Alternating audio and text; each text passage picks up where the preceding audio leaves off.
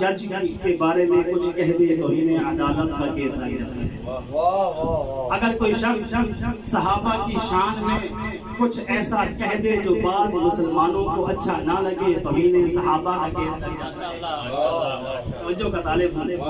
اگر کوئی شخص رسول خدا کے بارے میں اپنی عقیدت کا اظہار کرے اور بعض تنگ نظر لوگوں کو پسند نہ آئے تو توہین رسالت کا کیس لگ جاتا ہے۔ اگر کوئی شخص فوج کے بارے میں کوئی بات کرے تو توہین فوج کا کیس لگ جاتا ہے۔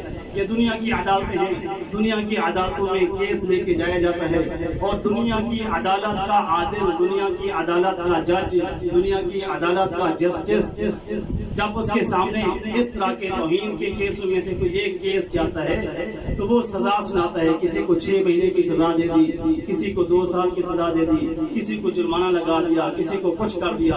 لیکن میں اسی حدیث مبارکہ کے ذریعے آپ کو سرور کائنات کی عدالت میں لے کے جانا چاہتا ہوں۔ سرور کائنات کی عدالت میں جا کر ان سے میں ریکویسٹ کروں گا سرور کائنات سے کہ ہمیں بتائیے کہ آج مسلمانوں میں توہین کا کیس چل رہا ہے۔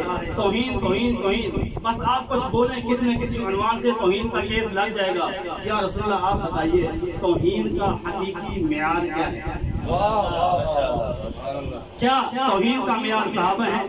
کیا توہین کا معیار عدالتیں ہیں؟ کیا توہین کا معیار فوج ہے؟ کیا توہین کا معیار یہ موضوعات ہیں؟ اور سرور کائنات نے ارشاد فرمایا اسی حدیث میں، یا علی شیعتک ہم الفائزون یوم القیامہ۔ اس کو اس لیے تلاوت کیا چونکہ ماں باپ عبارت میں ضمیر اس کی طرف پلٹ رہی ہے۔ یا علی شیعتک ہم الفائزون یوم القیامہ، من اہانا واحدا منہم فقد اہانا۔ یا علی جس نے تیرے شیعوں میں سے کسی ایک شیعہ کی توہین کی گویا اس نے آپ کی توہین کی۔ ومن اہانا کا فقد اہاننی، اور جس نے تجھ علی کی توہین کی اس نے میں محمد مصطفیٰ کی توہین کی۔ تو محمد مصطفیٰ نے ایک فارمولہ دے دیا، ایک اصول دے دیا، ایک قانون دے دیا، توہین کا حقیقی معیار بتا دیا کہ توہین فقط صحابہ کی نہیں ہوتی، توہین کی ابتدا فقط میری رسالت سے نہیں ہے، بلکہ توہین کا حقیقی معیار یہ ہے کہ جو شخص علی کے شیعوں میں سے کسی کی توہین کرتا ہے تو وہ علی کی توہین کرتا ہے، میری بھی توہین کرتا ہے۔ تو توہین کا معیار توہین شیعہ ہے۔